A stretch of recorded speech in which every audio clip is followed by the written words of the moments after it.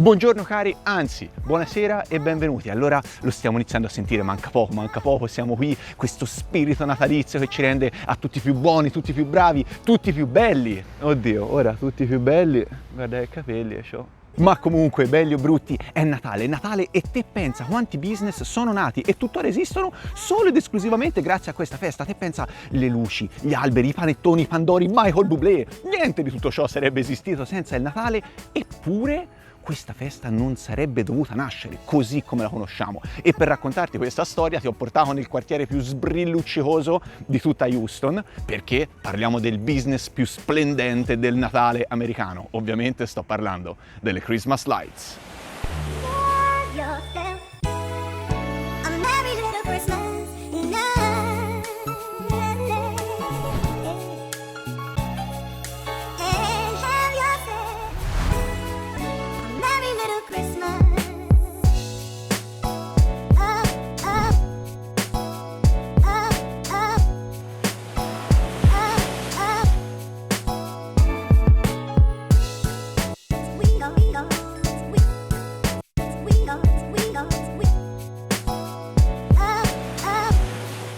Belle, madonnina, quanto sono belle queste luci di Natale. Tra l'altro ti volevo ricordare, 300 iscritti a questo canale, quindi schiaccia quel bottoncione, condividi con mamma, nonna, sorella, fratelli, amici, chiunque, e soprattutto tanti auguri e grazie. Non mi dimentico assolutamente di voi, anzi so chi siete tutti, e 157, non ce la faccio nemmeno a parlare. Grazie tantissimo per credere in me nel momento più difficile, no? Nel momento nel quale tutto sta iniziando. E a proposito di inizio, com'è cominciata questa grande tradizione? Ecco, per capirlo dobbiamo andare un pochettino indietro nel tempo, esattamente 2019 anni fa, quando a Betlemme, in una grotta male illuminata, stava nascendo un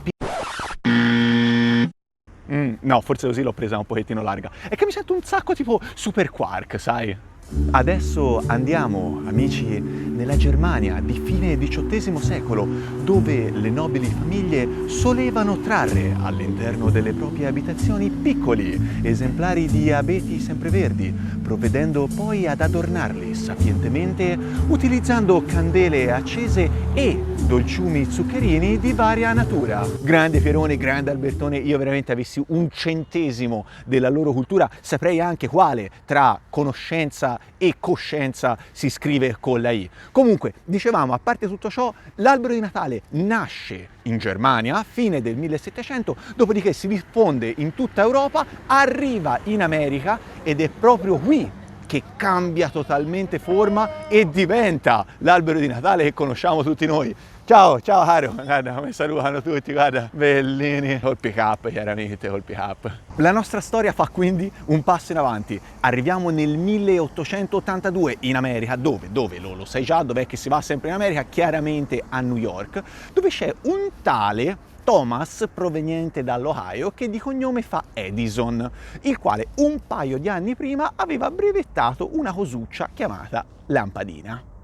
Ecco, il suo socio Edward Johnson gli dice: guarda Tommy, bella idea, questa sicuramente rivoluzionerà il mondo, ma ciò che mi piacerebbe fare a me adesso è trasformare questa invenzione della lampadina in un qualcosa che le persone la amino, deve diventare un culto. E cos'è che le persone amano più di ogni altra cosa?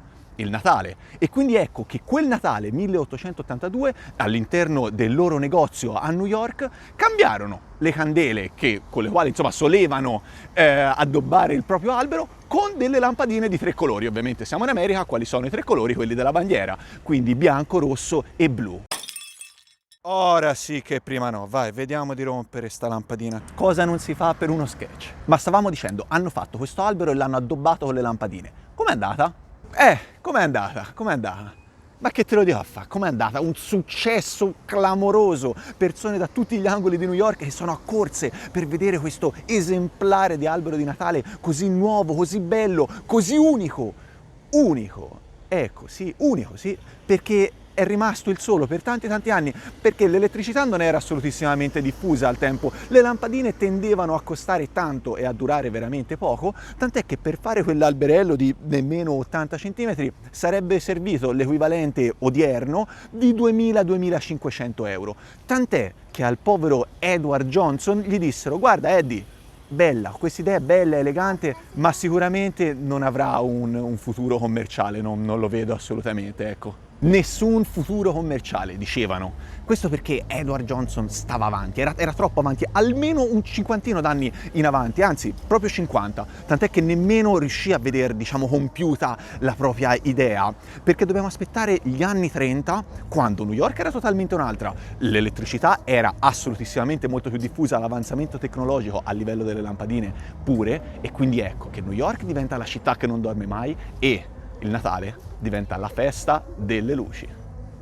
E nel frattempo che all'interno di questa casa sta impazzando una festa rock, il business delle Christmas lights oggi smuove solamente in America una cosa come 6 miliardi di dollari, che per essere un business senza alcun futuro commerciale direi che male non gli è andata, no?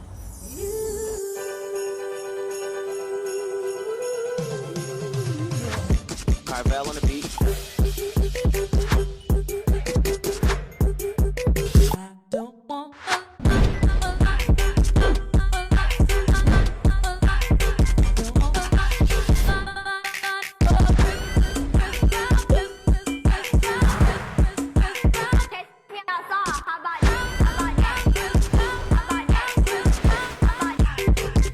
Ma la senti la musica, le senti le vibrazioni, senti, guarda in che quartierino a modino ti ho portato io. E volevo concludere proprio raccontandoti un fatto ganzo riguardo a questo quartiere, ovvero gli abitanti quando comprano una casa, a parte spendere diversi milioni, devono anche firmare un contratto nel quale si impegnano ogni anno ad addobbare in modo congruo e sobrio le proprie abitazioni, così da non far perdere lustro a questo quartiere. Ecco, considerando che qui alla casa, tra gli altri, tale George W. Bush, ecco, direi che comunque la bolletta della luce non è proprio il primo dei problemi. Ora, bisogna che ti saluti perché c'è la festa qua dentro, c'è anche Giorgino che mi ha invitato a me subito, e quindi prima di salutarti ti voglio dire: condividi, commenta, fai tutte queste cose, iscriviti al canale, e non ti faccio gli auguri perché da qui a Natale uscirà un altro video, questo pazzesco, il perché gli economisti dicono che non dovremmo mai fare regali specialmente a Natale, un motivo economico. Ora vediamo un pochino di capirlo, ma adesso c'è la festina con Giorgino Bush, te mi raccomando fai a modino.